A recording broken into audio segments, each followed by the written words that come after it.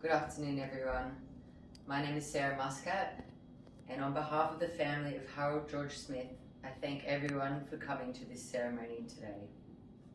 Harold, or Harry, as he was more commonly known as, was a man of good humour and good fortune, so his family members tell me.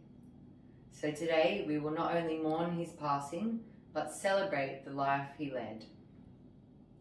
Death, in a number of ways, unites us all.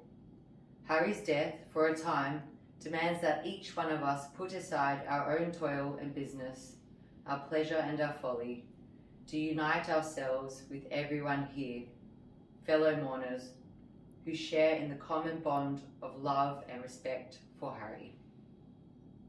I would now like to invite Harry's eldest grandson, Zale, to do a beautiful reading for us.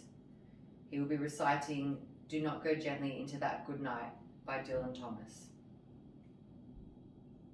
Thank you, Zale. Harry was born and raised and lived his whole life in a little coastal town of Yamba. To say he was a big part of the community was an understatement. His upbringing consisted of fishing, school, fishing, surfing, and more fishing. And how fitting it is that he succumbed to the heavens while doing his favourite activity with his favourite and lifelong friend, Franco. Harry met his lovely wife Marion in 1954, and they were high school sweethearts. They lived a simple life here in Yamba, and I hear Marion would even on the odd occasion join Harry on his fishing expeditions. Harry cared for Marion in her final years as she struggled with cancer and was by her bedside 5 years ago when he lost her. Harry and Marion had a daughter, Tempest, and 3 sons, Adrian, Christian, and Eric, as well as 4 grandsons, Zale, Dylan, Kai, and Fletcher. From what Tempest tells me, you were a wonderfully tight-knit family with lots of love and kindness. Harry is now with his lovely wife Marion together again, where he can rest in peace. To the immediate family, to Tempest, to Adrian, Christian, Eric, and their families, we all extend our deepest sympathy. We come with them as mourners. We share their grief. When at other times we grieve our lost opportunities, lost wealth, or health, whenever a loss brings sorrow, it is our part to turn the affliction to some wise purpose in our life's experience. We cannot think of Harry's death without resolving to a life more fuller and more meaningful than of our own. Because we loved him, because we are here, even now he exerts his influence on us.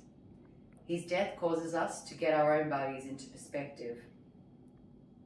While we sincerely grieve today because we were parting with someone we have known and loved, we are also faced with the fact that we do not mourn alone. At this very moment, thousands of others are mourning the loss of their loved ones. Many of these have not died in peace, at the end of a full and useful life as Harry's was. Many have seen their loved ones torn from them by the awful demands of man's inhumanity.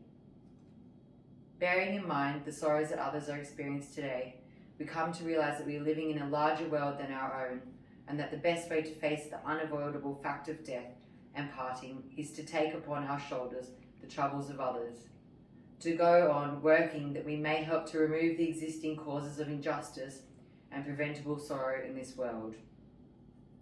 Please rise.